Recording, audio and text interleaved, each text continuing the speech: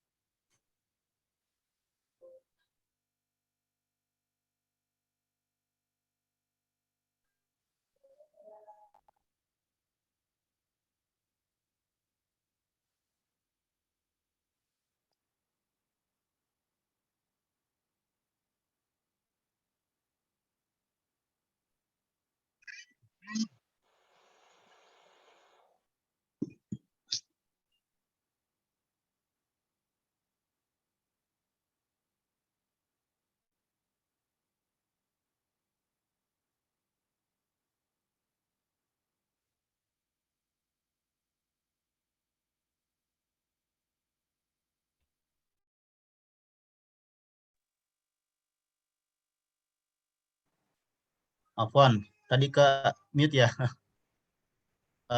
Baik para ustaz sekalian, malam hari ini kita awali terlebih dahulu kegiatan kita dengan bersama-sama membaca basmalah. Bismillahirrahmanirrahim. Ana selaku moderator Andi Mujahid dari Jogja. Mohon maaf nanti jika selama membawa acara ini ada yang kurang berkenan. Ini sesuatu yang sangat membuat nervous ya buat anak pribadi karena di depan para ustadz sekalian. Mudah-mudahan bisa berjalan dengan baik.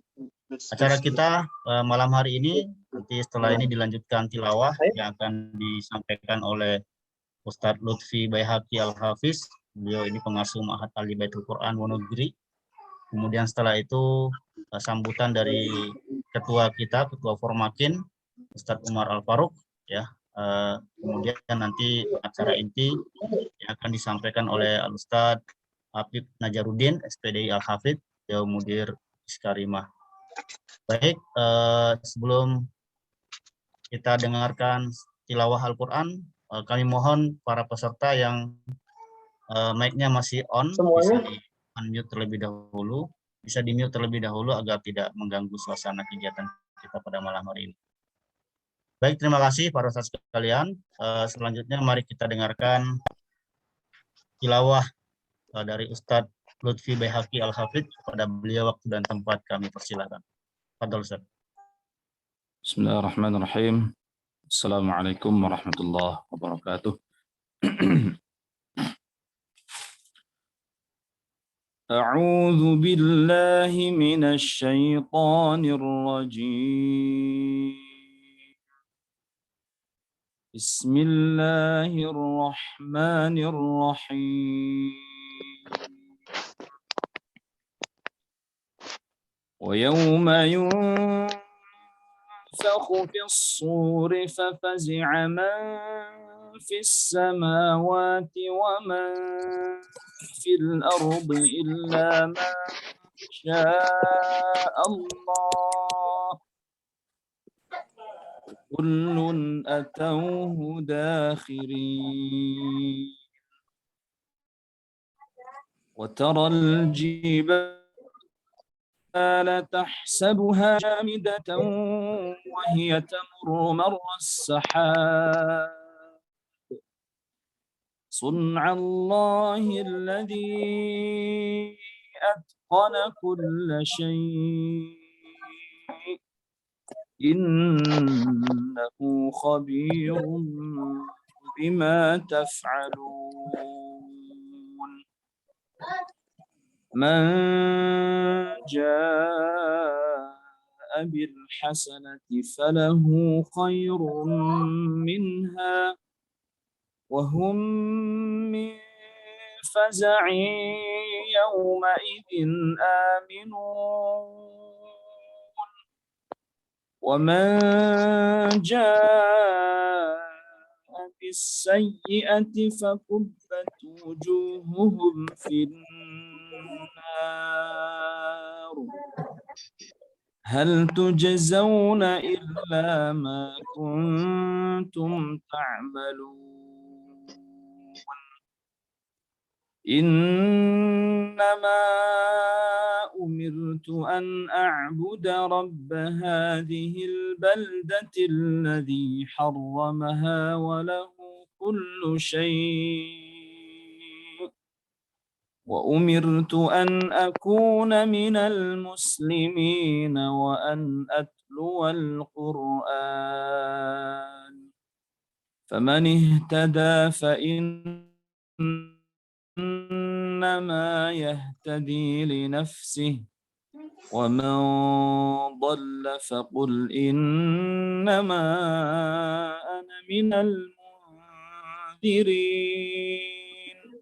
وقل الحمد لله سيريكم آياته فتعرفونها وما ربك بغافل عما تعملون الحمد بالقرآن السلام عليكم ورحمة الله وبركاته Waalaikumsalam warahmatullahi wabarakatuh. Allah jazakumullah khair. Terima kasih kami sampaikan kepada Ustadz Lutfi Baihaqi Al-Hafiz. Beliau ini adalah pengasuh Ma'had Ali Baitul Quran Wonogiri. Mudah-mudahan apa yang telah kita simak bersama tadi nantiasa memberkahi dan memperlancar acara kita pada hari ini. Baik para Ustadz sekalian, menginjak acara berikutnya, kami mohon Ustadz Umar Al-Faruq Bakar menyampaikan sambutan. Beliau selaku Ketua Formakin pada saat ini. Pada beliau waktu dan tempat kami persilahkan. Baik. Assalamualaikum warahmatullahi wabarakatuh. Alhamdulillahirabbil alamin, asyhadu an la ilaha illallah wahdahu la syarika lah wa asyhadu anna Muhammadan abduhu wa rasuluhu la nabiyya ba'dah. Allahumma shalli wa sallim wa barik wa an'im ala sayyidina wa nabiyyina wa maulana Muhammadin wa ala alihi wa sahbihi wa man tabi'ahum bi ihsanin ila yaumiddin. Yang kami muliakan Ustaz Habib Najaruddin, Direktur Ma'had Ishkarima, yang alhamdulillah di sela-sela kesibukan beliau bisa meluangkan waktu untuk hadir dalam acara dalam majelis Forum Ma'ahid Quran Indonesia ini. Walaupun mati lampu Ustaz ya, gelap-gelap, tapi beliau masih bisa menyempatkan diri. Berikutnya kami hormati Ustadz Andi Muallim, Andi Mujahid ya dari Muallimin Jogja yang sudah bersedia untuk menjadi MC, dan juga kepada Ustadz Lutfi Baihaqi serta segenap rekan-rekan panitia serta hadirin wal hadirat yang kami muliakan. Alhamdulillahirabbil alamin, kita dapat kembali berjumpa dalam webinar Forum Ma'ahid Quran Indonesia ini yang mengkaji tentang isu-isu aktual atau kajian-kajian penting yang terkait dengan kepesantrenan. Dan alhamdulillah pada kesempatan ini kita bisa menghadirkan Ustaz Habib Najaruddin yang insya Allah akan membahas kepada kita, ya, akan memberikan kepada kita penjelasan terkait dengan bagaimana cara meningkatkan kualitas kepengasuhan di pondok pesantren kita masing-masing. Satu tema yang sangat penting sebab dalam hal ini para orang tua telah memberikan tanggung jawab yang sangat besar kepada para pengasuh pondok, diberikan kepercayaan yang sangat besar untuk menentukan dan memberikan pencerahan tentang tentang bagaimana masa depan anak-anak mereka. Maka kita di pondok kita masing-masing memiliki sebuah tantangan bagaimana anak-anak yang dititipkan kepada kita ini benar-benar mendapatkan pengasuhan yang maksimal, berkualitas, dan dalam hal ini Ustadz Habib Najaruddin insya Allah beliau sudah mendidik selama bertahun-tahun, semoga dapat memberikan pencerahan kepada kita semuanya. Selanjutnya, insya Allah kita akan mengadakan kegiatan dengan tema yang sama ini secara offline. Cuma karena rencana awalnya tanggal 25 Januari. Hanya saja karena PPKM ini, maka kami belum memutuskan lagi. Masih akan kami bicarakan di pengurus Formakin kapan akan kita adakan kegiatan multaqo secara offline untuk membahas tentang bagaimana meningkatkan kepengasuhan di pondok pesantren. Mengingat dua hal. Yang pertama, bahwa sekarang ini adalah masa-masa penerimaan santri baru. Kemudian setelah itu akan masa pendidikan yang cukup lama. Ini tentu membutuhkan ilmu, membutuhkan pengetahuan, dan update informasi. Kemudian yang kedua, mengingat bahwa di akhir-akhir ini kita tahu ulama-ulama kita ada beberapa yang ditangkap dan beberapa juga mendapatkan tantangan ya. Ini merupakan menjadi trigger bagi kita semuanya untuk meningkatkan kualitas pendidikan di pondok kita masing-masing sebagai usaha kita untuk menyiapkan generasi Qur'ani, Rabbani yang siap menegakkan agama Allah Subhanahu wa taala di muka bumi ini. Pada akhirnya saya mengucapkan terima kasih jazakumullah khairan kepada para hadirin semuanya yang sudah hadir pada kesempatan ini, terkhusus kepada Ustadz Habib yang sudah bersedia untuk menyampaikan materi. Semoga seluruh rangkaian kegiatan ini dan kehadiran kita di tempat ini bernilai ibadah di sisi Allah Subhanahu wa taala dan menjadi investasi amal dalam rangka usaha kita memberikan pendidikan yang terbaik untuk anak-anak santri kita semuanya. Hadanallahu wa iyyakum ajma'in. Wallahul musta'an. Wassalamualaikum warahmatullahi wabarakatuh. Waalaikumsalam warahmatullahi wabarakatuh. Jazakumullah khair Ustaz Umar Faruk atas informasi dan pencerahannya pada malam hari ini kepada kita semua.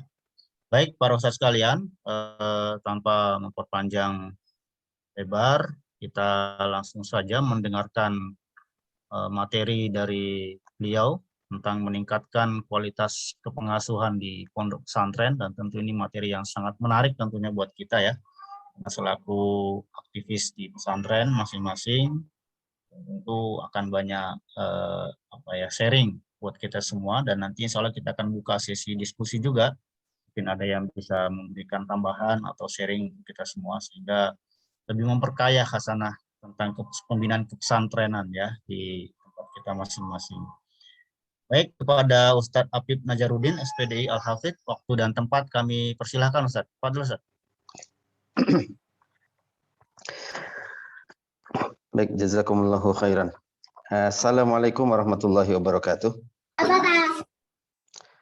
Alhamdulillahirabbil alamin wassalatu wassalamu ala asyrafil anbiya'i wal mursalin wa ala alihi wa ashabihi ajma'in. Asyhadu an la ilaha illallah wahdahu la syarikalah wa asyhadu anna Muhammadan abduhu wa rasuluhu wa la nabiyya ba'dah.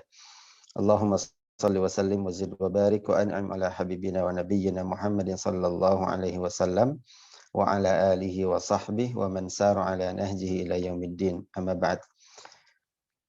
Para asatidzah sekalian, alhamdulillah puji syukur kita panjatkan pada Allah. Malam hari ini kita bisa bermuajahah, meskipun sebelumnya kami mohon maaf karena sebelum jam 7 tadi di sini mati lampu dan qadarullah di rumah tidak ada emergensi. Biasa saya masih pakai lilin, orang jadul.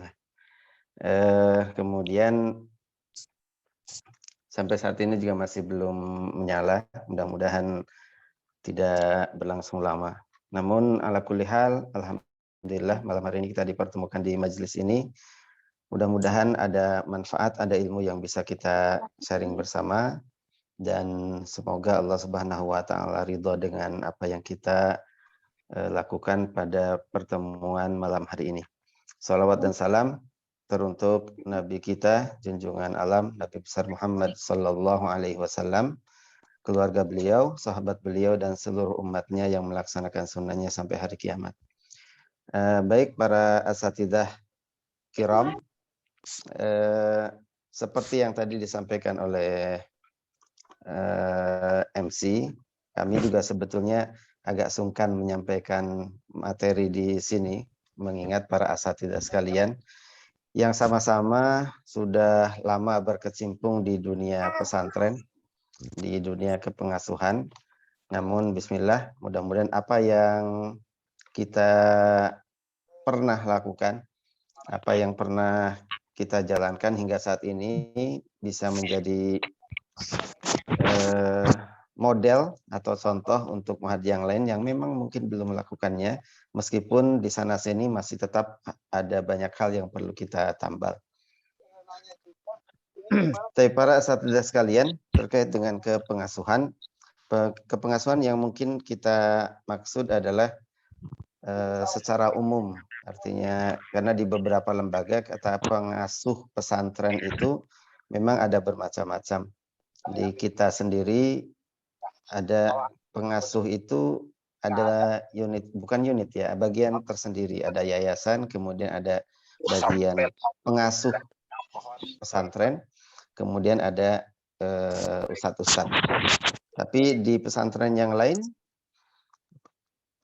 bagian kesantrian itu juga disebut bagian kepengasuhan. Nah, yang kita maksud mungkin secara umum para asatidzah yang menjadi penanggung jawab di pesantren, yang bertanggung jawab dengan tarbiyah santri-santrinya, apa yang perlu dilakukan, bagaimana cara meningkatkan kualitasnya, sehingga apa yang dicita-citakan atau yang diinginkan oleh orang tua itu bisa betul-betul tercapai, dan apa yang sudah dirancang oleh para muassis ma'ahid ini itu juga bisa terwujud.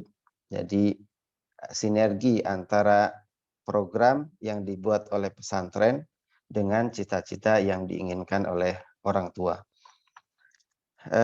Para asatidzah sekalian, saya masih ingat apa yang disampaikan ketika kami silaturahim kepada almarhum Ustadz Wahyuddin.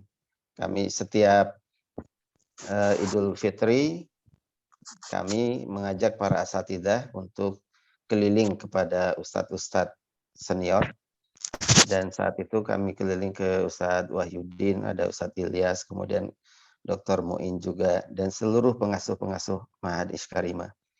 Kemudian ketika di rumah Ustadz Wahyuddin, beliau menyampaikan bahwa pesantren itu memiliki komponen yang sangat penting. Setidaknya ada 3 komponen penting yang harus dijaga.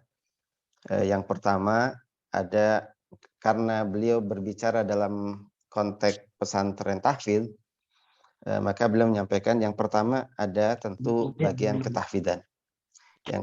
Yang kedua ada bagian kesantrian, kemudian yang ketiga bagian akademik.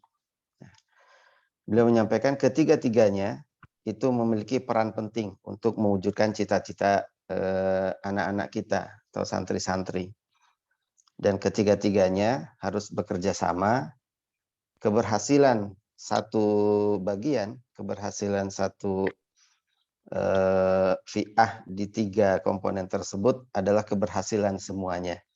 Karena ketika seseorang dia menjadi santri, kemudian dia berhasil di akademiknya, tentu atas dukungan bisa jadi motivasi dari banyak pihak, termasuk bagian tahfidznya, juga bagian kesantriannya. Maka 3 komponen ini adalah 3 komponen yang tidak dapat dipisahkan satu dengan yang lainnya. Meskipun prakteknya kita menyaksikan bagian tahfidz dan bagian kesantrian terutama, itu seringkali, terutama bagian kesantrian, seringkali menjadi apa ya, tempat di mana dia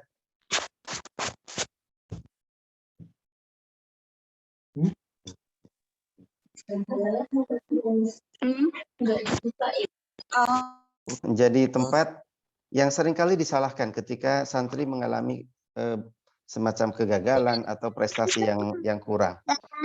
Jadi ketika ada santri diutus untuk mengikuti lomba, ya, lomba apapun, lomba internasional, untuk kalau lomba akademik, olimpiade apa, kemudian ketika mereka berhasil, maka biasanya yang mendapatkan nama itu adalah bagian akademiknya, yang di kelas, kepala sekolah. Ketika dia ikut lomba tahfidz, maka yang mendapatkan prestasi, mendapatkan nama itu ya bagian tahfidznya. Tapi jarang sekali kemudian bagian kesantrian ini ikut. Ya, lomba tahfidz berhasil, oh ini berarti ada upaya dari bagian kesantrian juga di situ. Karena yang senantiasa memotivasi santri. Begitu juga ketika olimpiade apapun itu. Nah, tapi justru sebaliknya, ketika anak dia bermasalah, sholat berjamaah tidak tertib, atau akhlaknya, cara berbicaranya tidak menjaga tata krama, seringkali yang pertama kali dituju kesalahan adalah langsung kepada bagian kesantrian.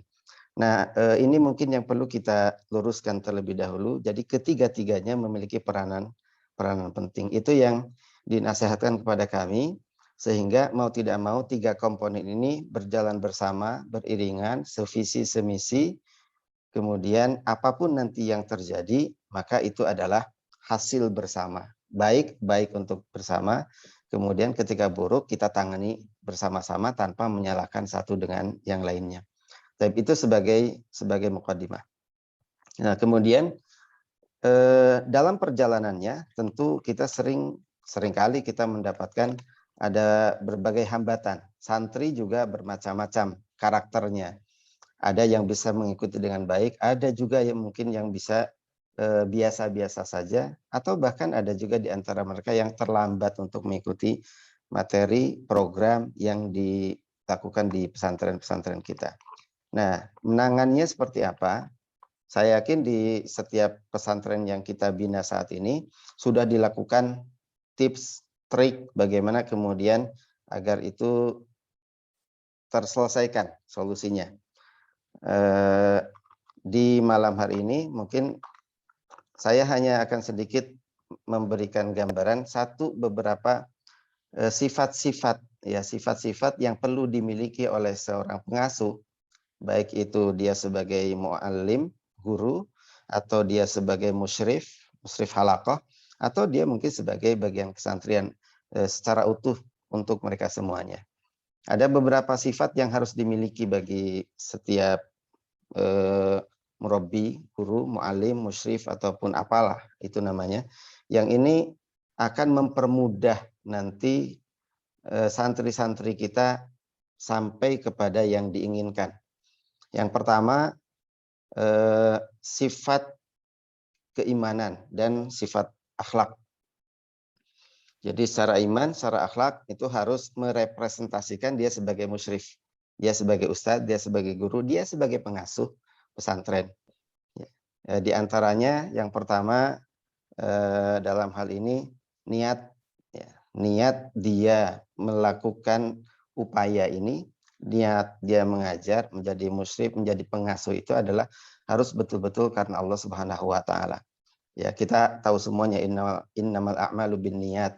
Tapi ini betul-betul penting. Bab masalah niat ini. Seringkali bab ini adalah satu-satunya atau pintu pertama yang akan membuat keberhasilan itu tertunda. Disebabkan oleh banyak faktor. Bisa jadi beda pendapatan, seringkali mempengaruhi keikhlasan. Maka penting banget kemudian seseorang mendapatkan program yang bagus, pujian dan lain sebagainya. Ini juga seringkali mempengaruhi keikhlasan seseorang. Maka seorang pengasuh pesantren harus betul-betul bahwa yang dilakukannya saat ini adalah betul-betul untuk membina generasi masa depan, bukan semata-mata hanya sebatas saya di sini untuk mencari nafkah, saya tunaikan kewajiban saya, kemudian setelah itu selesai. Ya, saya mendapatkan mukafaah sesuai dengan apa yang sudah saya kerjakan. Tidak cukup hanya dengan itu, tapi betul-betul niat kita adalah untuk mentarbiyah anak-anak kita, santri-santri kita, sampai kemudian menjadi generasi-generasi yang hebat. Karenanya satu, niat yang ikhlas. Ini iman, ini iman. Kemudian yang kedua, dia harus berusaha untuk memaksimalkan kemampuannya, bahwa yang dilakukannya untuk santri-santrinya adalah dalam rangka al-inayah bil halaqah, dalam rangka untuk menolong halaqah Quran, kemudian untuk menyebarkan Quran di tengah-tengah masyarakat. Jadi hari ini kita menolong mereka, pada hakikatnya kita sedang berupaya untuk menyebarluaskan Quran di tengah-tengah masyarakat, karena mereka nanti akan terjun ke berbagai macam lapisan masyarakat dengan berbagai golongan masyarakat. Artinya kalau kita lakukan ini kadang mungkin sampai lembur, ya seperti malam hari ini mungkin malam-malam ketika yang lain sedang istirahat, sementara ustadz-ustadz, antum-antum semuanya ini harus ada di dalam forum ini, itu adalah salah satu bentuk kita ingin menyebarkan Quran ini ke tengah-tengah masyarakat. Oleh karenanya, satu niat, kemudian kita kerahkan semua kemampuan yang kita miliki dalam rangka nasrul Quran bainan nas. Kemudian akidahnya harus ahlus sunnah wal jamaah. Jangan sampai ada paham-paham yang sesat masuk di ma'had kita, dia menjadi musyrif, padahal mereka ketika memiliki kelebihan tentu akan menjadi contoh. Akan lucu ketika dia diidolakan oleh santri-santri, sementara pemahamannya atau akidahnya bukan akidah ahlus sunnah wal jamaah. Nah ini nanti kaitannya bagaimana rekrutmen, ya. Siapa yang masuk ke situ, bagaimana cara rekrutmen SDM tersebut, ini mungkin perlu sampai ke arah situ. Kemudian seperti yang berikutnya, sifat-sifat keimanan itu berarti dia merasa diawasi oleh Allah Subhanahu wa taala. Muraqabatullah itu penting. Kenapa? Agar kehadiran dia di dalam mengajarkan santri, di dalam mengajarkan Quran itu tidak dibatasi hanya oleh absensi. Di situ ada absen, kemudian ada daftar kehadiran, daftar gaib dan lain sebagainya. Tidak dibatasi dengan itu, atau mungkin di situ ada pimpinan, di situ ada masul tahfidz. Nah, bukan karena ada orang-orang ini sehingga dia rajin, tapi betul-betul dia datang ke situ karena merasa ini adalah tanggung jawab dia dan betul-betul merasa diawasi oleh Allah Subhanahu wa taala. Jadi tidak akan berbuat curang dan lain sebagainya. Tentunya memiliki akhlak yang mulia, ya, akhlak sebagai pengasuh, akhlak sebagai guru, zuhud terhadap dunia, kemudian takallul dari dunia, juga disiplin terhadap waktu, berupaya semaksimal mungkin untuk menolong orang lain dengan apa yang dia mampu, dengan cara-cara yang lembut. Itu sifat yang pertama, ya, sifat keimanan. Kemudian ada juga sifat dzatiyah, syakhsiyah, jadi memiliki sifat secara kepribadian. Ya, tentunya seorang pengasuh itu ya harus memiliki kemampuan untuk at-ta'awun ma'al akharin, bekerja sama dengan yang lain, saling tolong menolong, tidak bekerja sendiri, tidak egois. Ya, yang ini saya kerjakan sendiri, saya nggak perlu bantuan orang lain.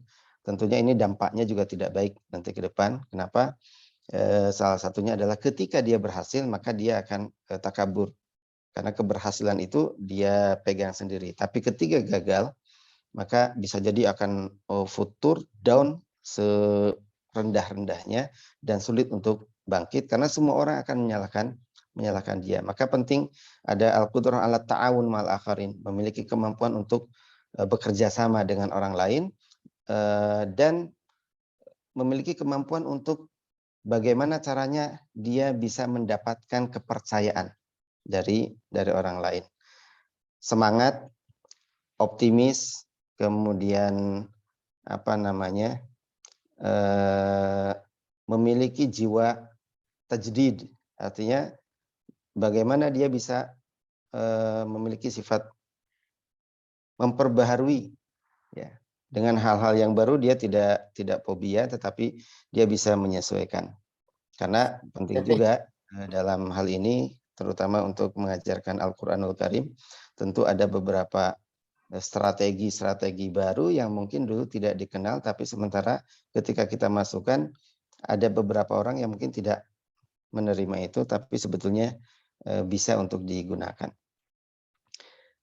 Kemudian lapang dada, kemudian terbuka pikirannya, pandangan dan wawasannya luas ke depan. Jadi tidak hanya sebatas yang penting saya ngajar, kemudian setelah itu apa setelah anak kita hafal Quran, itu tidak diberikan pandangan. Itu juga penting, dan ini yang paling mempengaruhi adalah tentu ilmu, wawasan, baca mutola'ah kitab, atau juga termasuk ziarah. Nah, hal yang paling penting juga karena ada di beberapa tempat, yaitu penampilan. Ya, penampilan seorang guru, pengasuh, musyrif, mu'allim itu menjadi idola. Alhamdulillah sebenarnya. Itu menjadi idola bagi santri-santrinya, dan tentunya al-madharul la'iq fi labsihi, pakaian yang sesuai itu menjadi hal yang harus dimiliki. Ya, seorang mu'allim menyesuaikanlah di mana dia berada, maka otomatis dia akan menggunakan pakaian yang sesuai. Kemudian harus lembut, adil kepada santri-santrinya, sabar, dan tidak berlebihan ketika bercanda, bergurau. Perlu sabar, perlu telaten karena kemampuan santri bermacam-macam. Ada yang sulit, ada yang gampang, ada juga yang bolak-balik juga tidak berhasil, tapi punya semangat, dan kitanya kemudian yang kadang-kadang harus bersabar lebih menghadapi mereka-mereka yang semacam ini. Kemudian tolaqatul wajah, ya, biasa murah senyum, itu hal-hal yang sebetulnya kita fahami bersama, kita tahu itu adalah akhlak yang harus dimiliki, tapi ada banyak juga kita mendapatkan seorang guru, musyrif halaqah, pengasuh yang tidak memiliki sifat-sifat ini. Jadi mereka betul-betul kadang sampai pada tingkatan abus gitu. Ya, wajar kalau kemudian santri-santrinya juga ya seperti itu, atau setidaknya mereka tidak menikmati pendidikan di tempat tersebut. Nah, kemudian selain itu penting bagi seorang pengasuh untuk anjakuna mutamakin minal madah. Mereka harus memiliki kemampuan. Materi yang mereka kuasai itu betul-betul dikuasai oleh mereka. Kalau mereka musyrif halaqah, ya berarti betul-betul mereka paham dengan satu Qur'annya. Ya. Berarti harus hafid Qur'an kan gitu. Kemudian ilmu-ilmu yang mendukung itu, ilmu tajwid, kemudian beberapa matan-matan tajwid itu juga harus dia pahami. Kemudian berbagai macam perbedaan bacaan, kemudian khilaf dalam bacaan itu harus betul-betul dikuasai. Meskipun benar teori tentang baca Al-Quran itu fardu kifayah, tapi lucu kalau kemudian setiap kali ada santri bertanya kenapa, dan kemudian kita mengatakan ilmu itu ya antum ikuti saya saja gitu. Karena mereka nanti akan menjadi guru-guru Quran, dan apa yang mereka dapatkan dari kita tentu akan disampaikan juga kepada murid-murid mereka.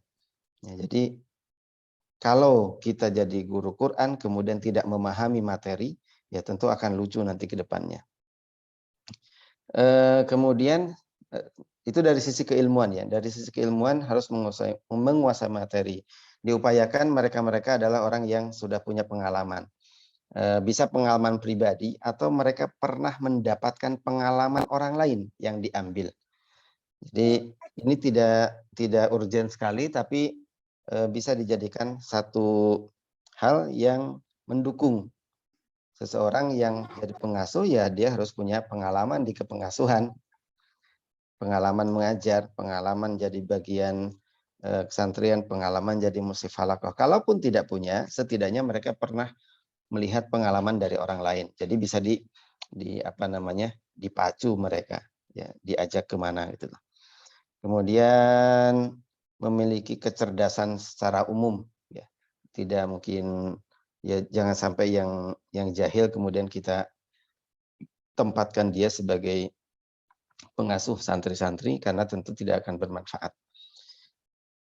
Saya kira mungkin itu, dan yang paling penting adalah si'atul itlaq.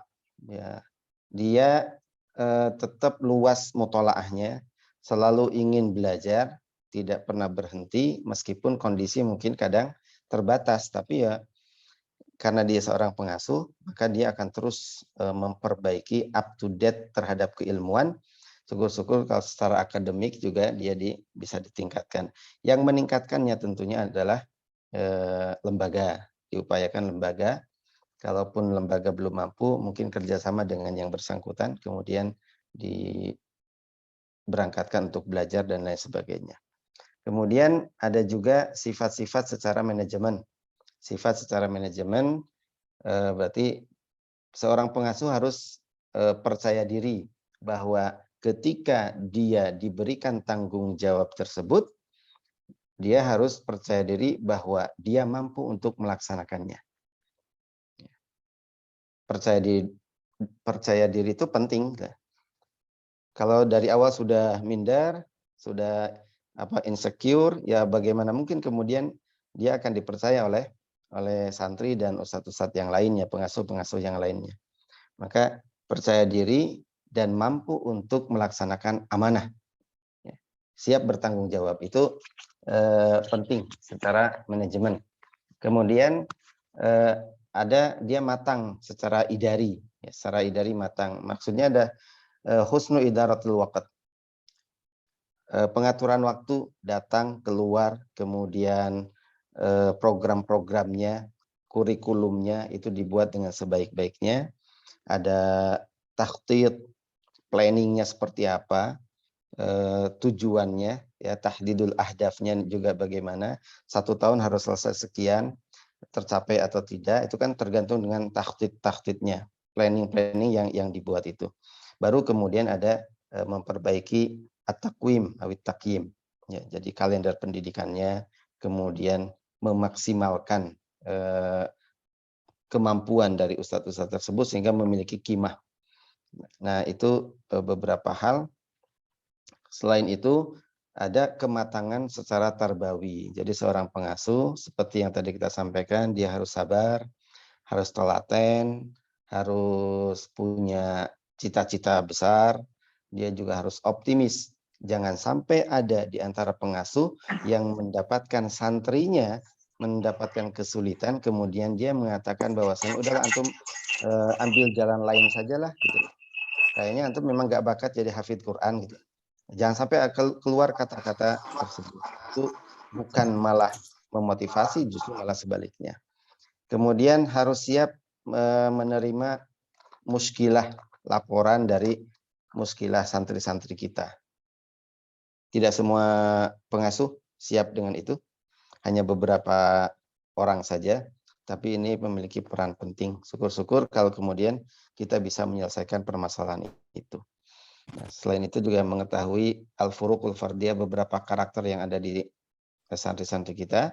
Kalau kita sudah tahu, maka kita bisa melakukan tasjih kepada tulab-tulab kita, motivasi kepada santri-santri kita sesuai dengan karakter yang mereka miliki. Itu sifat-sifat yang perlu. Ada banyak sebenarnya sifat-sifat yang lain yang bisa antum baca di dalam kitab Fannul Ishraf. Dalam kitab Fanul Israf atau dalam kitab Al-Halaqatul Qur'aniyah juga antum bisa merujuk ke situ lebih jelasnya dan lebih lengkapnya. Nah, yang ketiga mungkin yang ingin kami sampaikan, mungkin berbagi pengalaman adalah bagaimana kemudian ketika ustadz-ustadz para pengasuh ini mengalami stuck, ya. Mereka hanya sebatas melaksanakan amanah, tugas, tapi mereka tidak meningkat. Dan saya mungkin lebih kepada program ini, gitu. Bagaimana meningkatkan kualitas kepengasuhan itu. Artinya mereka sudah bagus, pengasuh-pengasuh, ustadz-ustadz sudah bagus-bagus, tapi bagaimana kemudian setiap harinya berjenjang semakin baik, semakin baik, sehingga kualitas santri kita juga akan semakin baik karena tingkat kepengasuhannya juga alhamdulillah meningkat. Ya, untuk itu ada beberapa hal yang perlu kita cermati di sini. Di antaranya mau tidak mau ya, seorang pengasuh itu harus memiliki up to date dengan keilmuan. Jangan sampai kemudian dia puas dengan keilmuan yang dimilikinya ini dan tidak mau meningkatkan kemampuannya. Syukur-syukur kalau kemudian setiap lembaga memiliki kader-kader itu dilihat, diteliti, dianalisa siapa yang memang punya potensi lebih, ini kemudian diangkat untuk dipercepat sisi akademiknya. Ya, kalau dia ada di bagian akademiknya bagus, berarti dia ditingkatkan.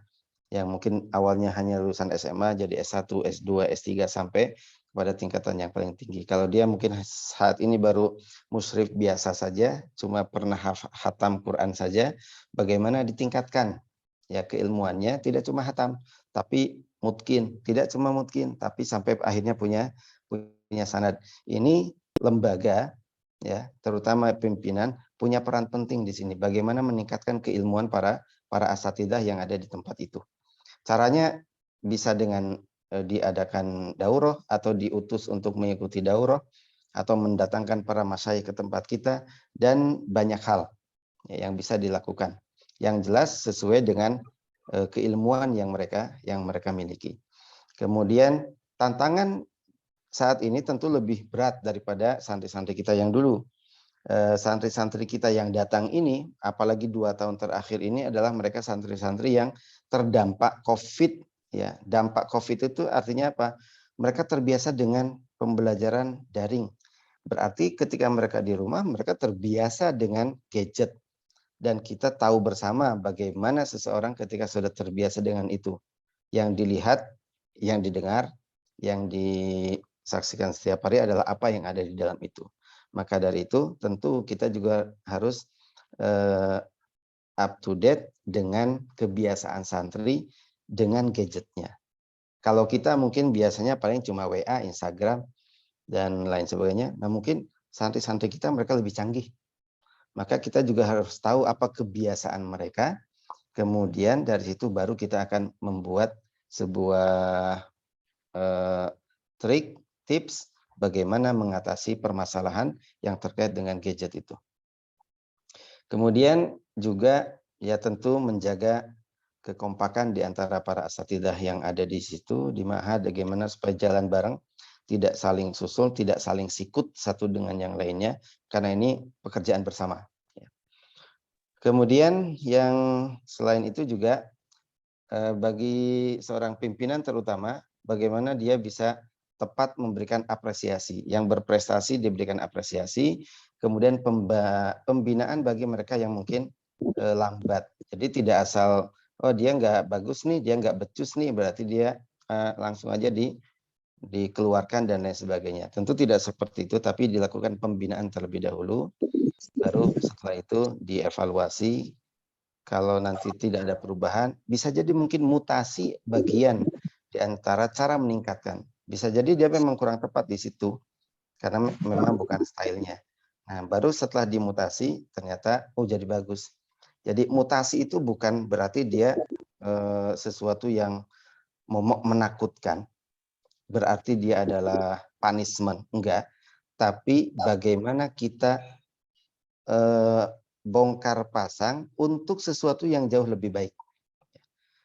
Sama kita juga terbiasa ada di kita mutasi si fulan yang awalnya di bagian A kita pindahkan ke bagian B, di unit A kita pindahkan ke unit yang lain. Sambil kita lihat potensi yang mana yang paling tepat, yang paling cocok. Karenanya ada beberapa di antara kita itu dulunya dia security. Tapi ternyata dia memiliki kemampuan bagus nih. Ternyata dia mau menghafal Quran. Bacaannya juga bagus karena dia ternyata ikut tahsin kepada beberapa asatidzah yang memang punya kemampuan di situ. Setelah kita coba, bagus nih. Akhirnya kita tarik dari security-nya, kemudian kita tempatkan dia menjadi seorang musyrif. Jadi unit-unit yang memungkinkan dia untuk berada di situ. Yaitu salah satu di antara bentuk apresiasi. Dia berprestasi nih di Qur'annya, maka security jadi guru. Kemudian ketika ada orang kurang pas, ya kita pindah di tempat yang lain. Visi misi harus difahami oleh semua pengasuh, semua asatidzah, termasuk juga para amil yang ada di situ. Poin penting yang ingin kami sampaikan di sini adalah salah satu di antara bentuk keberhasilan. Cara meningkatkan mereka agar tetap semangat, bisa melaksanakan amanahnya dengan baik, tanpa mengeluh dan lain sebagainya. Kita perlu untuk memperhatikan, kita seringkali begini, kita memperhatikan santri mereka sampai atau tidak, sesuai kurikulum atau tidak, hasil daripada mereka itu sesuai dengan sibgoh yang kita inginkan atau tidak. Tapi satu hal yang paling penting, jarang kemudian kita membuat program khusus untuk ustadz-ustadz kita. Programnya adalah buat ustadz. Kalau ini program Quran, berarti kita lihat musyrif-musyrif kita itu kemampuan Qurannya seperti apa. Maka kalau ada di antara mereka yang kemampuannya beragam, ada yang kurang, ada yang mungkin banget, ayo kita buat program buat mereka. Lembaga punya tanggung jawab untuk menjaga hafalan para musyrif. Maka lembaga harus membuat program untuk mereka agar mereka bisa lancar Qurannya. Bisa dengan keluar suatu saat nanti mungkin di Ramadan, program uzlah dan lain sebagainya. Tapi juga bisa dengan program yang jangka pendek, ini mungkin sebulan sekali, ya seperti khataman Quran, seperti setoran dan lain sebagainya. Tapi tidak kalah pentingnya juga adalah memperhatikan keluarga para asatidzah itu. Kalau ustadz-ustadz berarti kita harus memperhatikan istri-istri mereka. Kalau ustadzah berarti kita harus memperhatikan suami-suami mereka. Yang mereka mungkin ada di rumah, mereka bekerja di luar pondok kita. Nah, yang kadang-kadang ini tidak terperhatikan. Jadi bagaimana caranya supaya ustadz-ustadzah kita bisa tenang bekerja dan mereka mendapatkan pengertian dari pasangan-pasangan mereka di rumah. Di sini penting bagi setiap lembaga untuk menyampaikan tujuan, visi, misi, tidak hanya kepada ustadz atau pengasuh yang aktif, tapi juga kepada keluarga mereka. Jadi ketika kita mungkin masing-masing di antara, kalau kita sendiri mungkin istri kita sudah paham lah, kita menjadi pengasuh di pesantren berarti nanti ada tanggung jawab lebih, kadang harus lembur dan lain sebagainya. Tapi tidak semua memahami itu. Ada kadang-kadang keluarga yang mungkin istrinya dia mengeluh, kenapa sih suami saya kok pulang malam terus, nggak terperhatikan, anak-anak juga nggak ada yang ngurus dan lain sebagainya. Nah ini penting keluarga itu diberikan perhatian oleh kita, bisa dengan kalau di kita ada program, jadi antar istri-istri para asatidzah itu ada dibuat program sendiri. Jadi mereka punya komunitas sendiri, tapi komunitas yang baik. Hanya ada kajian istri-istri ustadz, ada kajian istri-istri amil. Dirangkum dalam sebuah program kajian ummahat. Kemudian ada program-program dari para ummahat ini, program untuk ta'awun membantu baksos, kemudian program tahsin dan lain sebagainya. Sehingga ketika lembaga ingin nih mencetak santri-santrinya, kemudian pengasuh-pengasuhnya sibuk untuk melaksanakan amanah, mereka yang di rumah memahami hal tersebut, plus juga mereka mendukung itu dengan cara mereka juga belajar. Mereka juga ikut tahsin, mereka juga ada program sendiri. Nah ini sebaiknya ini dilakukan, jadi para musyrif kita, pengasuh-pengasuh sedang melaksanakan amanah itu mendapatkan dukungan dari keluarga. Ya, dukungannya dari keluarga. Tafadhol itu teknisnya bagaimana. Tapi ini penting banget ya.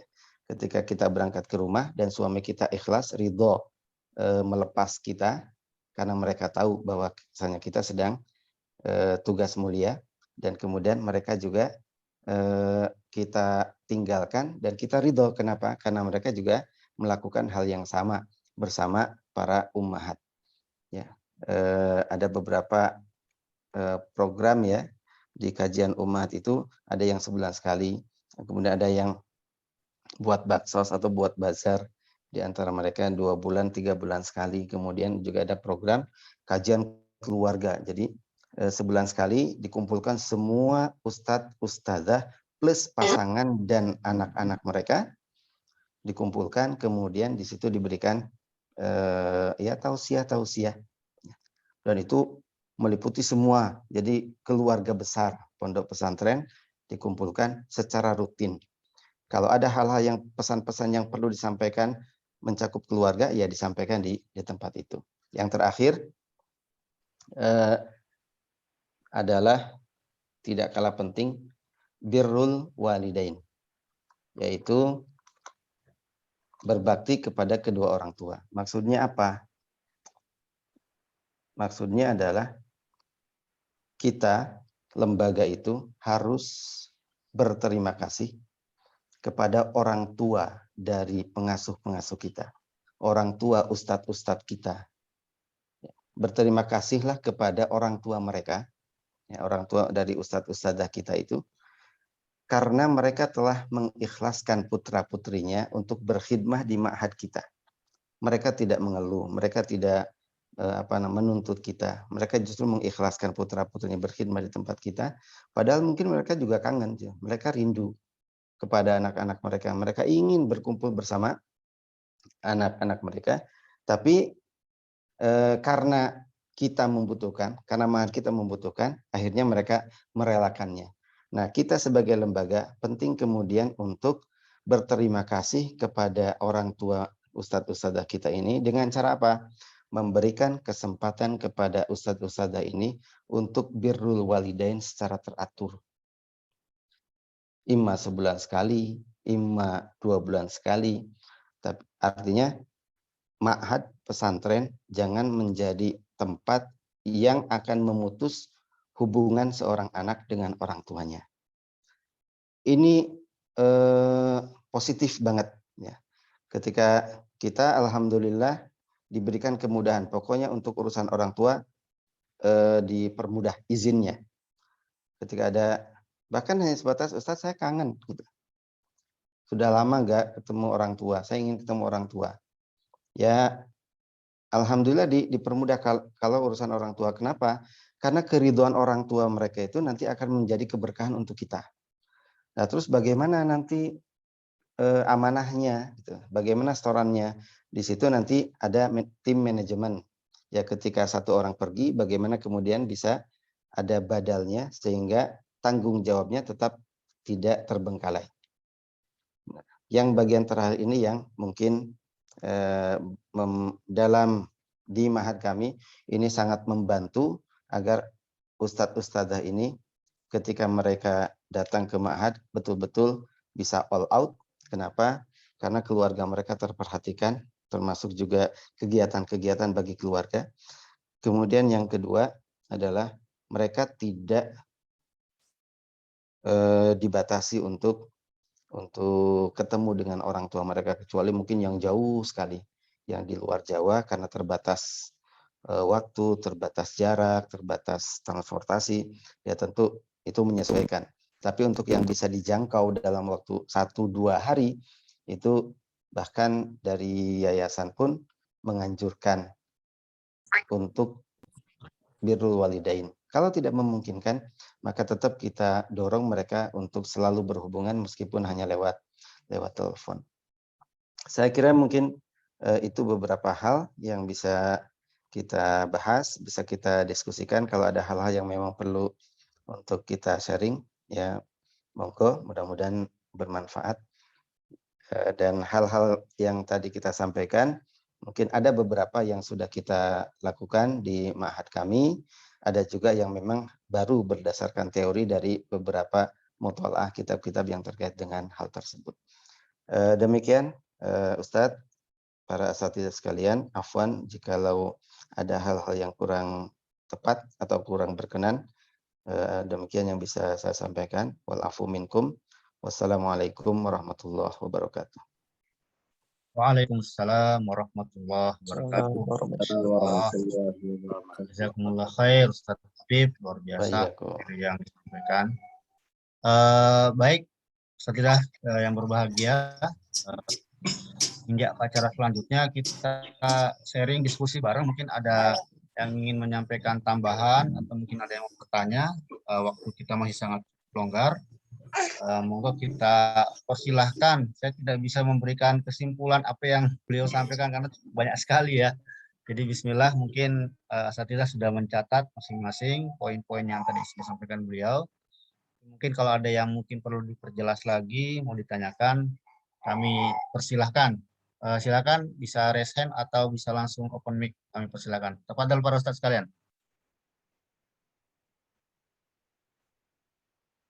Silakan, yang baru bergabung bisa juga langsung bertanya mungkin kalau ada yang ingin disampaikan. Ustadz, ya ada lewat chat ya.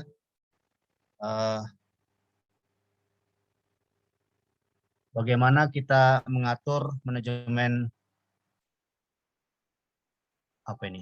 manajemen kualitas kepengasuhan di lembaga yang masih baru, yang ditanyakan oleh Ustadz Huda Ahmad. Mungkin langsung dijawab dulu Ustadz atau nunggu yang lain?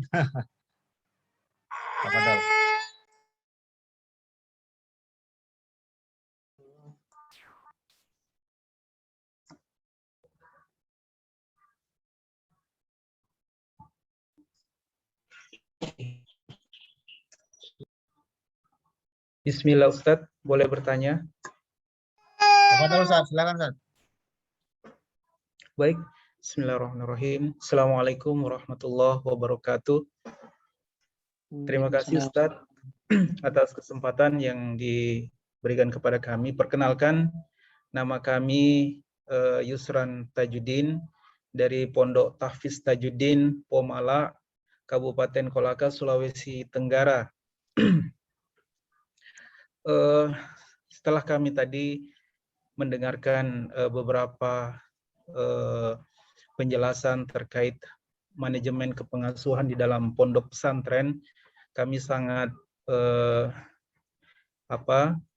membuka wawasan kami betapa banyaknya poin-poin yang bisa kita lakukan untuk kemajuan kepengasuhan atau manajemen pesantren, khususnya pondok tahfiz yang ada. Ya. Nah, pertanyaan kami Ustadz, yang pertama, kami merasakan ada dua kondisi di dalam melakukan pendidikan khususnya pondok tahfiz ini. Yang pertama, dengan cara pola mendidik anak santri dengan cara keras, tegas. Bahkan ini kami sudah lihat ada salah satu pondok tahfiz itu di mana dibina oleh ustadznya langsung dengan metode yang menggunakan sistem yang memang tegas, keras, dan bahkan memukul Ustadz. Namun kualitas hafalan mereka, anak-anaknya bahkan sudah sangat terkenal sampai ke internasional. Biasa mewakili Indonesia ke Yordan, ya. Bahkan kemarin beberapa santrinya ada yang ditawarkan untuk menjadi bebas masuk Akpol, ya, mewakili beberapa MTQ di daerah kabupaten bahkan. Nah, namun pola pengasuhannya memang dengan sistem keras, tegas seperti itu, karena ustadznya ini memang membina saat ini lebih 200 santri dan memang langsung dibina langsung tanpa ada beberapa ustadz yang bekerja di situ. Jadi hanya dibantu oleh santri-santri senior di dalam kepengasuhannya. Nah, yang kedua dengan metode tanpa kekerasan. Jadi dengan tadi sampaikan bahwa beberapa santri itu mempunyai kemampuan yang berbeda-beda. Ada yang memang tinggi, ada yang sedang, ada yang di bawah rata-rata. Nah, kira-kira di dalam menyikapi dua ini, dengan tujuan tadi hasil yang berbeda. Kalau yang satunya tadi tanpa keras tegas, namun proses yang ingin dicapai itu kadang lambat, Ustadz. Artinya anak-anak kadang bermain-main seperti itu sehingga kurang takut kepada ustadznya seperti itu. Namun di sisi lain kita juga menginginkan santri itu mencapai target-target yang telah ditetapkan untuk mencapai misalnya untuk selama pendidikan itu bisa mungkin 30 juz seperti itu.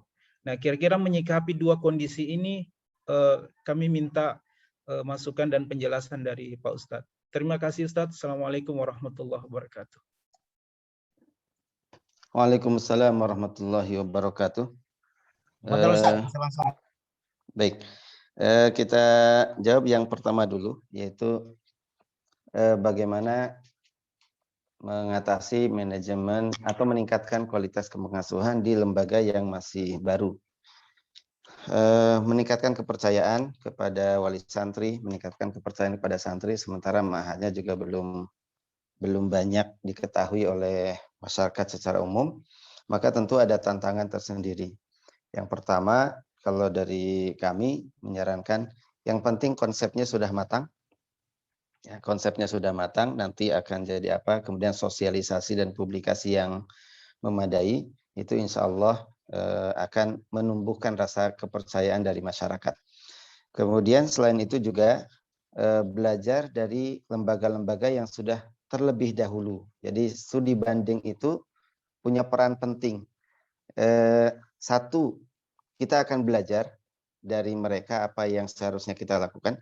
Kemudian kita belajar dari mereka beberapa hal, termasuk mungkin kegagalan-kegagalan yang pernah mereka alami, kemudian bagaimana solusinya. Maka studi banding itu ketika konsep kita sudah jelas, kemudian kita datang ke beberapa lembaga, kita akan satu mendapatkan konsep yang lebih jelas, ya, bahkan mungkin gambarannya jadi lebih terang, plus kita akan bisa berjalan, bukan dengan berjalan tapi bisa berlari. Kenapa? Karena kegagalan yang sudah dialami oleh lembaga yang lain itu tidak akan kita ulangi. Kenapa? Karena kita sudah tahu ini pasti akan gagal nih dengan cara seperti ini. Saya kira dengan cara seperti itu akan cukup meningkatkan ya kualitasnya. Plus kalau untuk tenaga kepengasuhan bisa jadi ya dengan cara kita kita titipkan ke lembaga-lembaga mungkin dengan magang lah, atau mungkin kita tugaskan di beberapa tempat di situ, kemudian dia belajar di situ. Yes, bukan cuma studi banding ya, semacam magang bisa sampai 1, 2, 3 hari atau bahkan bisa jadi selama 1 bulan sampai betul-betul dia menguasai, dia mengambil pelajaran, termasuk juga daurah-daurah untuk takhil, itu juga bagian daripada peningkatan kualitas untuk lembaga-lembaga yang baru. Kalau tidak begitu ya berarti bagaimana kita bekerja sama dengan lembaga-lembaga yang sudah ada, kemudian minta bimbingan dari mereka terkait hal-hal yang perlu kita kenali sejak dini agar kemudian tidak terjerumus di lubang yang pernah dialami oleh ma'had-ma'had yang lain sebelumnya. Kemudian terkait dengan yang kedua, mendidik dengan keras dan dengan lembut. Di satu sisi ketika mendidik dengan keras hasilnya kok bagus, anak-anak disiplin, bahkan natijahnya mumtaz gitu, mutakharrijat mumayyizah gitu. Tapi di sisi lain cara tersebut mungkin tidak begitu disukai oleh banyak pihak. Bahkan untuk zaman sekarang mungkin akan bermasalah juga dengan pihak-pihak orang tua yang bisa berbuntut panjang sampai ke ranah meja hijau.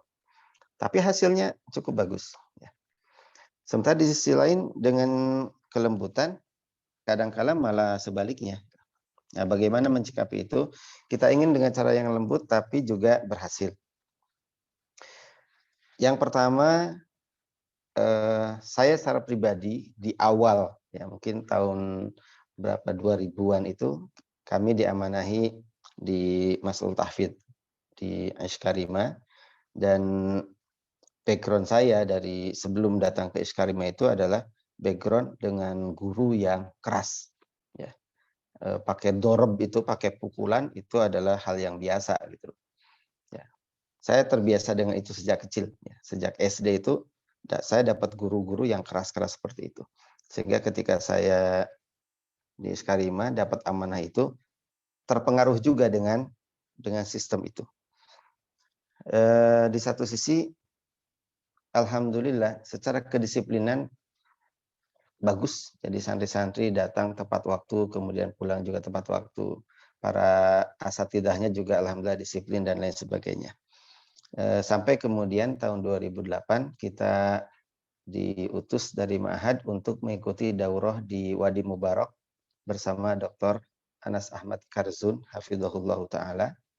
Dan beliau menyampaikan hal yang mungkin selama ini, selama saya di Masjidul Tauhid, sesuatu yang gorib lah buat saya, karena saya tidak pernah melaksanakan itu.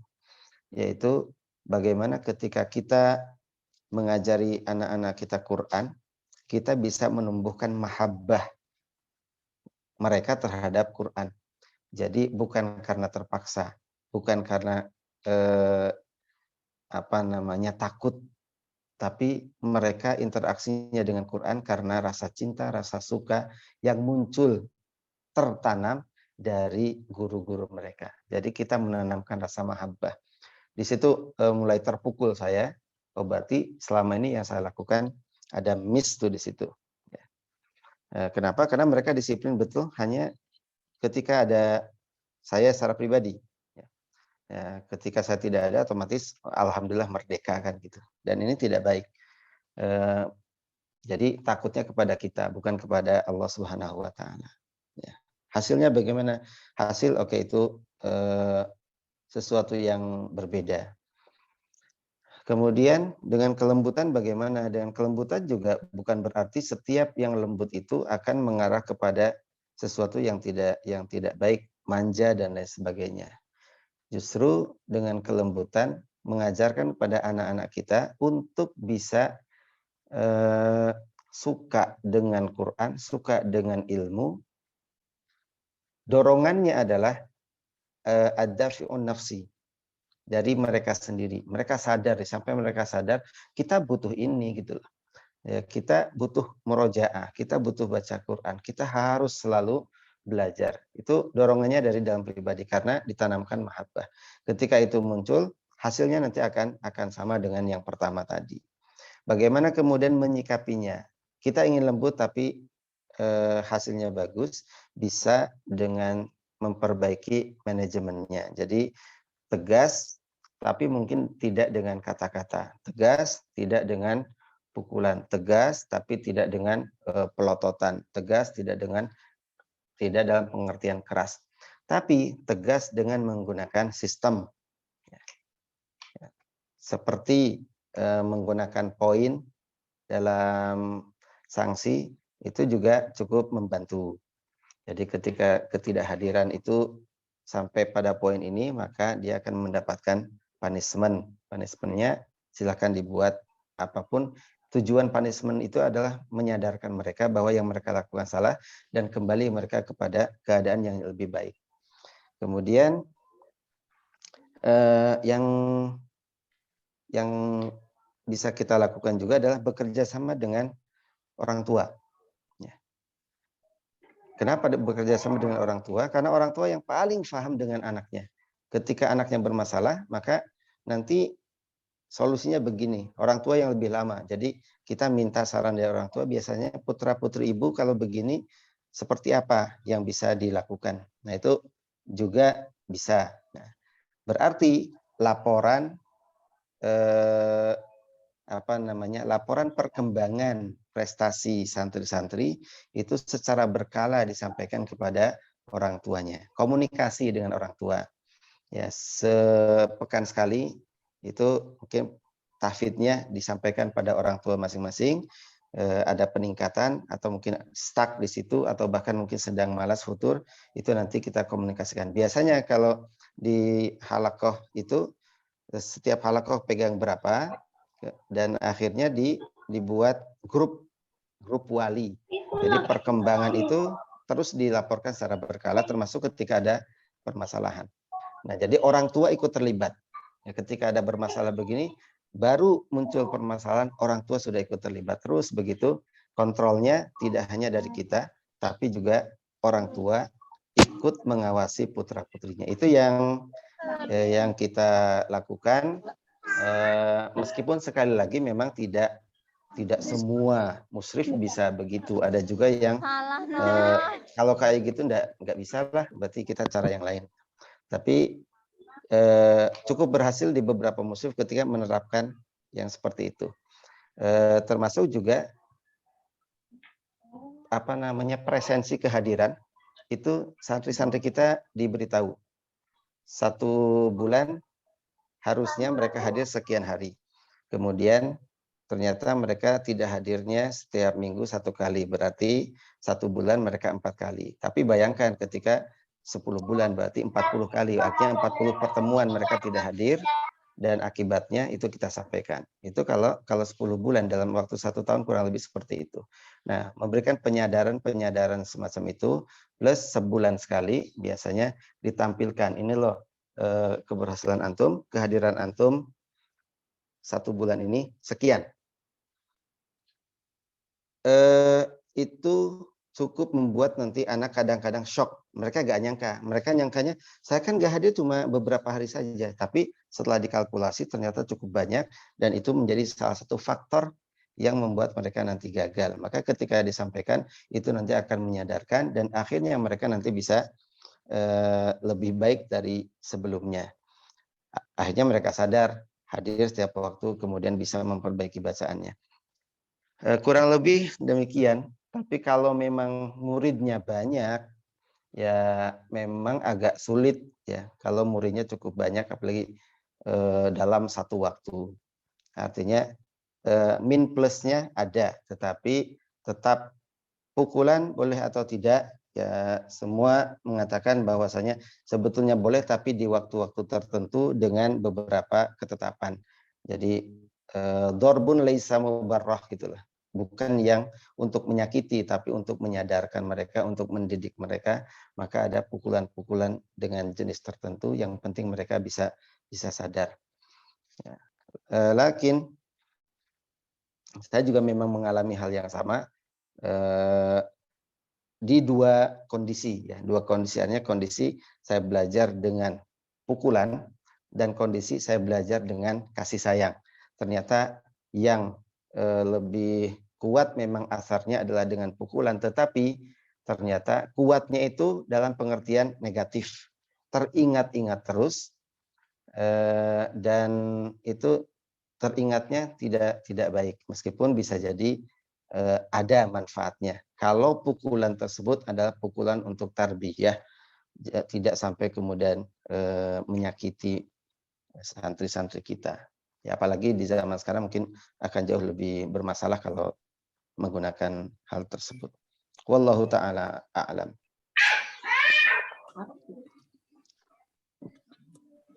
Baik, jazakallah khair Ustaz, Masya Allah. Jadi 2 penanya tadi sudah direspon baik oleh beliau, Ustaz Afif. Mungkin ada yang nambahkan, ini saya baca dulu dari chat yang masuk Ustaz. Afwan, ini dari Ustaz Abdurrahman. Afwan Ustaz mau tanya, bagaimana kita meningkatkan kualitas pengasuhan tahfidz, tetapi minat dalam mengembangkan kualitas keilmuan itu sendiri sangat kurang dari para pengasuh itu sendiri. Padahal juga sudah dibuatkan program untuk menambah, sangat kurang. Mohon pencerahannya Ustadz. Syukron. Ini dari Ustadz Abdurrahman. Dari pesantren mana belum tahu juga ini. Ini yang berikutnya. Silakan kalau ada yang ingin bertanya, kami persilakan. Tafadhol Ustaz.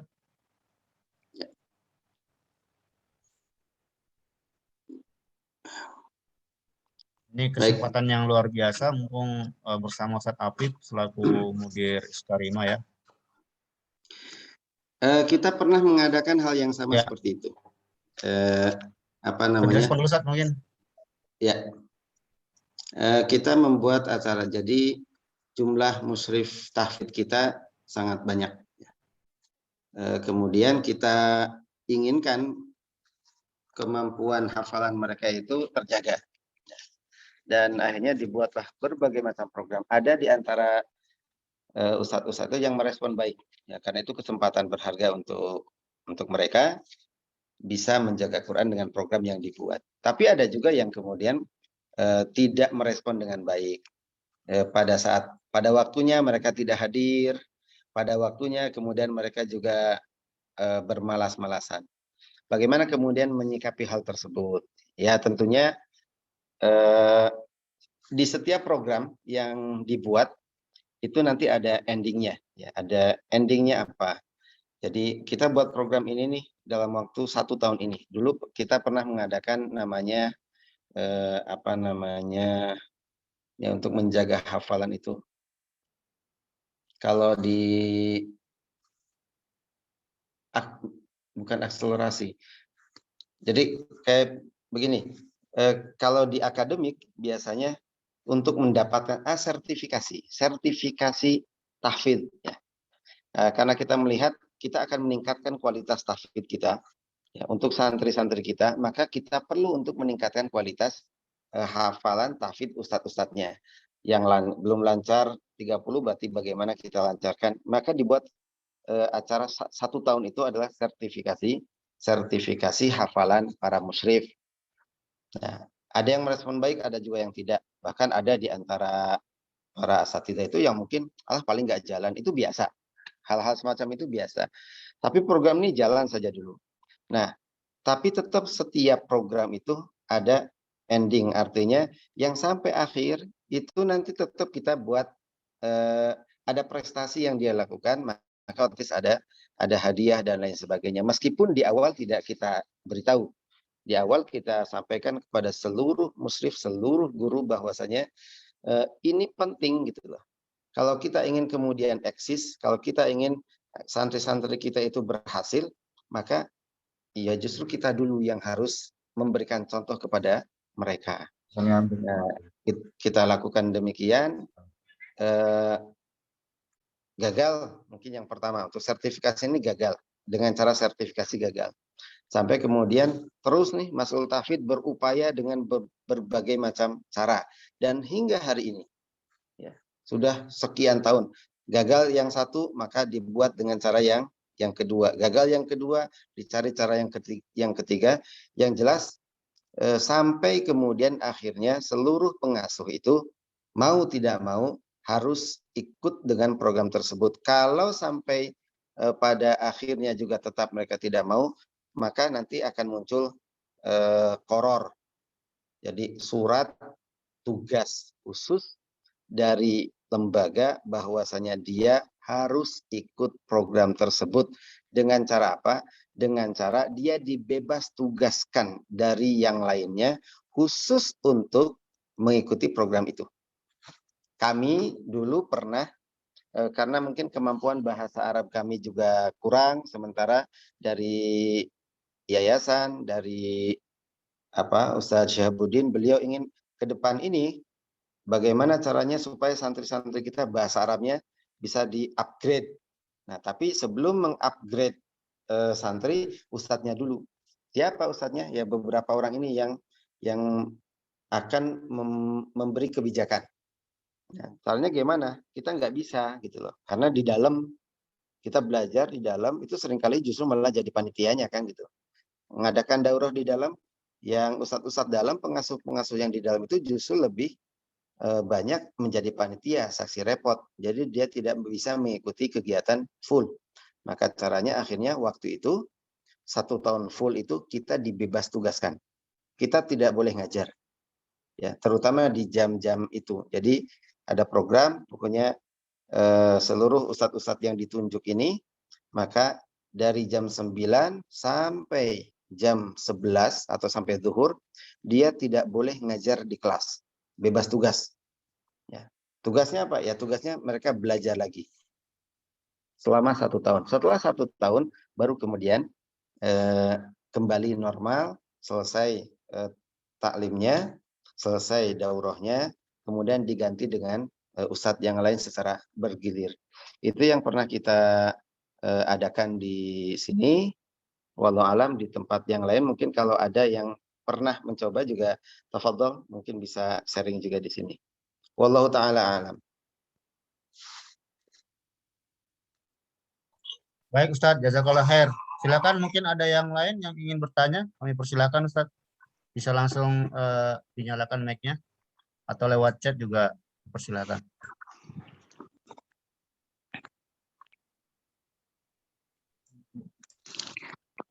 Baik, Satu hari tanya mungkin. Ustadz. Apa dulu satu hari? Ya. Ya, silakan Ustadz. Nah, yang pertama Ustadz, kita mendapatkan beberapa kasus pendamping tahfidz secara kepribadian tidak disiplin. Jadi kita agak pekewu mengingatkan. Jadi ada satu pendamping yang dia masih belum bisa menahan diri nonton bola sampai mengajak santri, dan itu menjadi persoalan kita menyikapinya Ustaz, kasus-kasus kayak itu ya, yang terkadang belum bisa membawa diri bahwa dia sudah menjadi pendamping tahfidz. Kemudian yang terakhir, menyikapi posisi pengasuh dengan pengurus yayasan di beberapa tempat menjadi persoalan yang terkadang pengasuh itu kan cuma 2 tahun masanya, terkadang ada yang nggak cocok dengan pengurus yayasan itu nggak nyampe 1 tahun sudah diberhentikan. Nah, kasus-kasus kayak ini juga menjadi problem bagi kepengasuhan, lain dengan yang memang sudah memiliki pondok sendiri. Saya kira demikian Ustaz. Assalamualaikum. Waalaikumsalam warahmatullahi wabarakatuh. Padahal Ustaz bisa langsung direspon ya. Baik.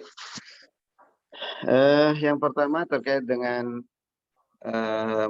pengasuh-pengasuh yang kurang disiplin dalam berbagai macam hal, apalagi kalau sampai mengajak santrinya nonton bola ya kurang pas ya. Ya meskipun ya hobi seseorang memang berbeda-beda. Beda dengan ada pengasuh yang memang hobi main bola. Itu bagus, tapi kalau nonton bola saya secara pribadi memang kurang sepakat kalau nontonnya. Kalau olahraganya, main bolanya itu tafadhol sama santrinya main bola di waktu-waktu yang memang diperbolehkan, silakan. Bagaimana kemudian menyikapi yang seperti ini?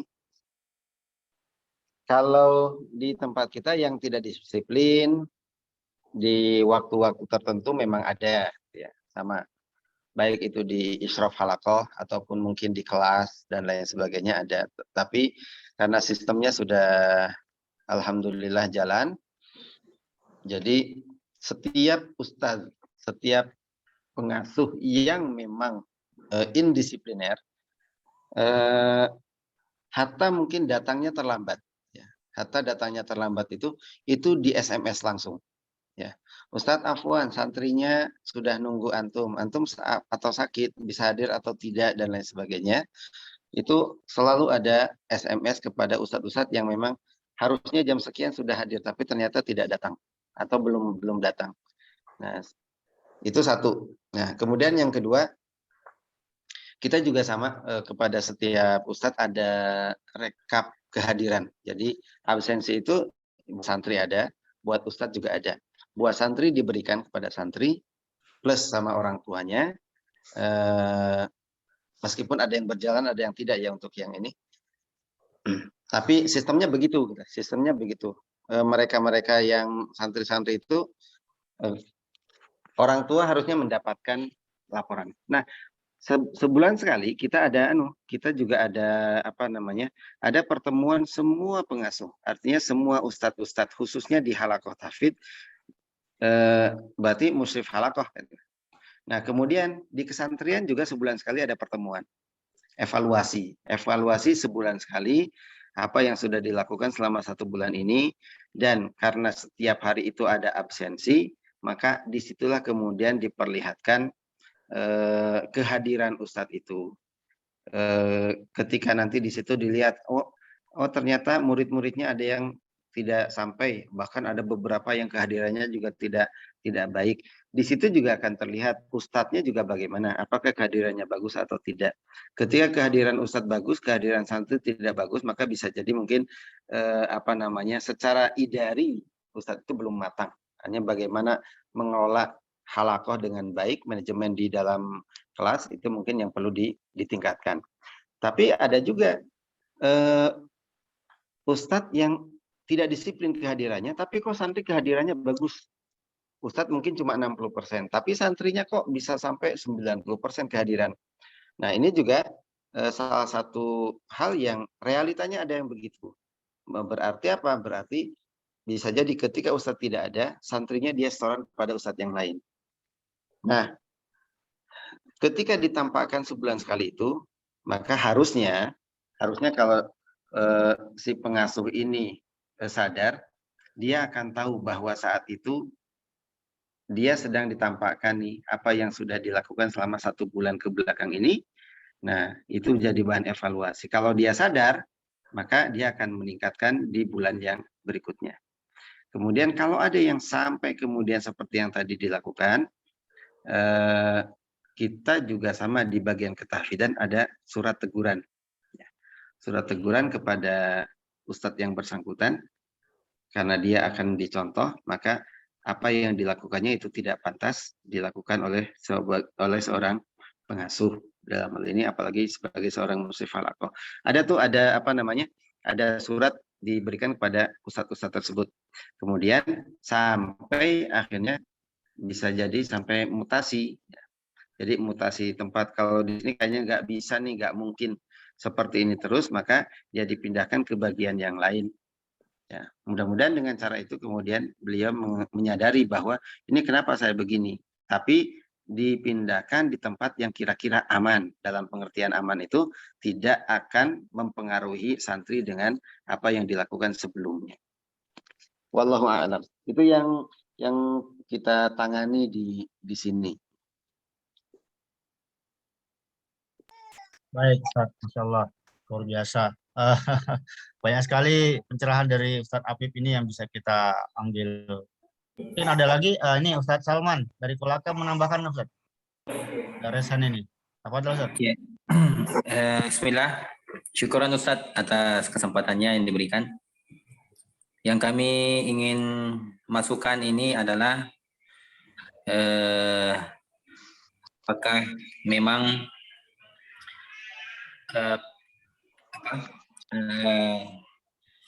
pondok tahfiz itu apakah suasana itu memang mempengaruhi peningkatan hafalan?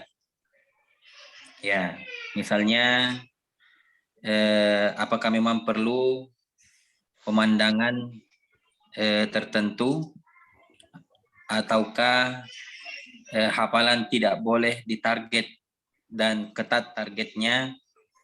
Ya, saya banyak ingin mempertanyakan tentang hal seperti itu, apakah tidak mempengaruhi psikologi anak-anak. Jadi kami di pesantren kami ini kami menetapkan dengan sangat ketat target per pekan 5 halaman, ya, meskipun juga kami tidak menghukum berat jika mereka molor, tapi jika kami turunkan targetnya, tentu molornya lebih banyak. Jadi dengan pertimbangan itu, maka target tetap 5 halaman per pekan, dan agar bisa mungkin dalam 2,5 tahun. Maka kami minta saran jika hafalan diperketat, kemudian apakah tadi memang itu kegiatan lingkungan dan juga mempengaruhi psikologi anak-anak dalam menghafal. Itu dulu, Ustaz. Syukuran, jazakallahu khairan. Baik. Terima kasih Ustaz Salman. Silakan Ustaz Apip. Jazakumullah khairan. dalam kitab Kaifa Tahfadzul Quran, karya dari Dr. Yahya Abdul Razak Al-Ghawthani, beliau menyampaikan beberapa teori di dalam menghafal, terutama sebelum masuk proses menghafal. Dan salah satu di antaranya di situ adalah ikhtiyaril makanil munasib, memilih tempat yang tepat untuk menghafalkan Al-Qur'anul Karim. Nah, disebutkan di situ tempat yang tepat itu seperti apa. Disebutkan aqwal para salafus saleh, tempat yang paling tepat untuk menghafalkan Al-Qur'an itu adalah tentunya di masjid. Itu yang paling baik, ya. Karena menutup unsur-unsur kemaksiatan melalui 3 indera yang ada pada kita, yaitu mulut. Kalau di masjid biasanya akan terhindar dari berkata-kata yang tidak baik, mata terhindar dari melihat sesuatu yang tidak baik, telinga juga terhindar dari mendengarkan yang tidak baik. Namun demikian bukan berarti tempat-tempat yang lain tidak baik untuk menghafal, meskipun pasti ada pengaruhnya. Ya. Tapi di dalam kitab tersebut disebutkan bahwasanya sebaiknya menghafal itu tidak di tempat-tempat yang nanti akan melalaikan kita. Melalaikan dalam pengertian apa? Melalaikan kita sibuk dengan hal yang lain daripada menghafalkan Al-Qur'anul Karim. Dan beliau menyebutkan salah satunya adalah untuk menghindari tempat-tempat yang yang warna-warni, banyak corak, banyak ukiran, atau bahkan di taman-taman bunga, di tempat-tempat rekreasi yang mungkin enak nih untuk badan, untuk kesegaran dan lain sebagainya. Tapi seringkali justru di tempat-tempat seperti itu kita lebih fokus dengan melihat alam semestanya yang indah, melihat burung-burung, angin sepoi-sepoi, akhirnya kita lebih banyak menikmati itunya, sehingga untuk fokus dengan hafalan Qur'annya malah yang kesekian. Nah, itu seringkali begitu, meskipun bukan tidak boleh memang. Nah, terus apakah dengan cara tersebut bagaimana bisa tidak kita diketati, kemudian ketika nanti diketati secara psikologis akan terganggu atau tidak? Tetap target harus kita miliki. Targetnya harus kita miliki. Ya, idealismenya sesuai dengan kemampuan masing-masing, dengan maksud kemampuan pesantren masing-masing. Kita ingin anak-anak kita itu selesainya 2 tahun, 3 tahun, 4 tahun, atau mungkin 6 tahun, itu bebas. Tapi begini, maksudnya begini, katakanlah kita ingin 6 tahun dia selesai. Ya. Mungkin SMP, SMA, 1 tahunnya 5 juz. Nah, kita harapannya kan begitu. 1 tahun 5 juz. Tetap 5 juz ini itu dijadikan target, meskipun nanti bisa jadi santri-santri kita memang menghafalnya sesuai dengan kemampuannya. Tapi tetap harus ditentukan 1 hari 1 halaman, umpamanya begitu. Target itu tetap disampaikan kepada santri kita. Kita berharap 6 tahun itu bisa selesai semuanya. Nah, qadarullah karena kemampuan mereka berbeda, ya kita memberikan kelonggaran-kelonggaran. Tapi bukan berarti kemudian dibebaskan sebebas-bebasnya. Karena pada hakikatnya ketika mereka disuruh menghafal sendiri, tanpa bimbingan, tanpa pengarahan dari kita, bagaimana manajemen waktu dan lain sebagainya, apalagi terserahlah antum ngafal di sini dapat berapapun, alhamdulillah. Kemudian mereka ngafal sendiri, itu rata-rata justru malah tidak terarah. Kalau anak-anak yang sudah dewasa, mungkin bisa lebih mudah kita memberikan nasihat kepada mereka sehingga mereka bisa sadar. Tapi untuk anak-anak yang usia SMP saja, itu perlu bimbingan yang kuat, ya. Perlu arahan yang jelas. Perlu disampaikan juga, antum 1 hari harus sekian nih. Kalau tidak sekian nanti akibatnya begini. Nah, meskipun kita tidak akan memberikan hukuman ketika mereka tidak sampai, tapi setidaknya kita memberikan kepada mereka bimbingan dari awal bahwa setiap langkah dalam kehidupan ini harus dibuat planningnya, ada takhtitnya, ada perencanaan yang sangat matang. Nah, dan itu akan memprogram dia untuk hal-hal yang lain. Jadi pengaruhnya ada enggak? Ya, pengaruhnya ada insya Allah. Ya, bisa jadi pengaruh negatif, bisa jadi pengaruh positif. Tapi memberikan takhtit perencanaan kepada mereka bahwa 1 tahun ini ada sekian hari. Kalau standar, bukan standar, kalau dari pesantren itu harapannya bisa selesai sekian. Nah, tapi sesuai dengan kemampuannya. Mudah-mudahan antum bisa selesai sesuai dengan target yang dibuat oleh pesantren. Maka kalau ingin selesai, maka diarahkan 1 hari sekian, kemudian nanti programnya diarahkan setelah selesai 1 juz, umpamanya berarti harus mengulangi dulu sampai lancar, baru kemudian bisa lanjut lagi. Terus begitu sampai kemudian akhirnya ketika metode itu tidak cocok nih, artinya dengan menggunakan metode tersebut, 1 metode ini ternyata nggak sampai targetnya.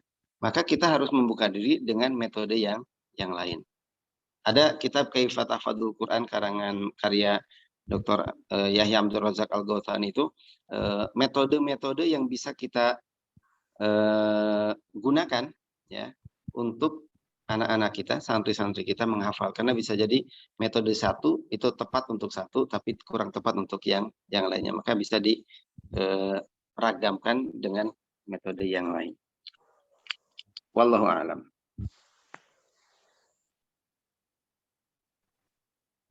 Baik, jazakallah khair Ustaz. Insyaallah ini semakin ramai ya. Ini kayaknya ada lagi yang bertanya ya. Oh iya, ini minta nomor HP Ustaz Apip ini. Tadi Ustaz Salman dari Pemalan nampaknya ini di chat agar bisa silaturahim dalam kesempatan sama saudara muslim, khususnya dalam hal perhatian mutu pada Pondok Tahfidz di Indonesia. Kemudian yang lain mungkin Ustaz, atau cukup karena sudah jam 9:30 kurang ya. Kita mungkin closing statement dari Ustadz Apip sebelum kita akhiri. Apa Ustadz? Ya. Baik. Sebelum closing statement mungkin ada 1 pertanyaan di chat yang perlu saya tanggapi, yaitu terkait dengan buku referensi atau kitab-kitab lanjutan apa saja yang bagus untuk dijadikan bahan mutolaah pembinaan asatidz. Ada 1 Kaifa Tahfadzul Quran Al-Karim yang tadi kita sampaikan. Kemudian ada Warattilil Quran Tartila karangan Dr. Anas Ahmad Karzun. Kemudian ada Mafatih Tadabburul Quran. Kemudian ada juga Al-Jaudatu wal Itqan. Itu kitab-kitab yang bagus untuk pembinaan para asatidzah supaya nanti mereka juga punya materi yang bagus untuk santri-santrinya. Adapun terkait dengan manajemen ada 2 kitab, yaitu Fannul Ishraf, juga kitab Al-Halaqatul Quraniyah. Itu sangat bagus untuk dipelajari terkait dengan manajemen yang ada di halaqah. Di kitab Fannul Ishraf, juga kitab Al-Halaqatul Quraniyah, di situ ada beberapa permasalahan yang biasa dihadapi di lembaga-lembaga atau di halaqah-halaqah Quran, dan kemudian solusinya apa juga disebutkan di kitab tersebut. Tapi asatidzah sekalian, terkait dengan pembahasan kita pada malam hari ini, meningkatkan kualitas itu adalah sesuatu yang harus di setiap lembaga, karena bagaimanapun juga perkembangan zaman, perkembangan keilmuan itu selalu dinamis. Jadi mau tidak mau kita harus selalu up to date dengan keilmuan kita, meningkatkan kualitas kepengasuhan yang ada di pesantren-pesantren kita. 3 hal yang akan memberikan keberhasilan pada kita ataupun lembaga kita, atau kita mungkin sebut thulathiyyatun najah gitu ya. 3 aspek keberhasilan itu. Yang pertama, kita harus ikhlas dalam melaksanakannya, karena keikhlasan itu inti dari segala hal. Keikhlasan itu adalah sirrut taufik, rahasia akan mendapatkan taufik. Kemudian keikhlasan itu sirrul baqa, rahasia akan kekal dan panjangnya sebuah pekerjaan. Tanpa keikhlasan maka biasanya buntu ya. Ketika tidak berhasil, larinya kepada sesuatu yang salah. Tanpa keikhlasan, maka otomatis tidak akan bertahan lama.